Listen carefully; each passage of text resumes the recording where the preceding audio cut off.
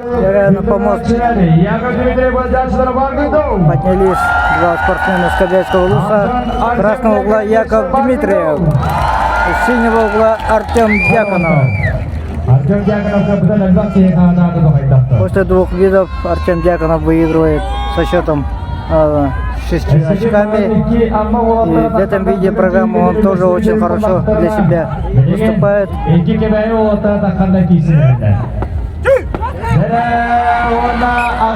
1-0 Яков Дмитриев. Со счетом 1-0 ведет Яков Дмитриев с красного угла. Оба представители Кобяйского Луса. На этих играх ДГН участвуют 3 спортсмена с Кобяйского Луса. И Яков атакует. Выиграл со счетом 2-0. Ikki olasaning Rossiya Yakov Dmitriyev.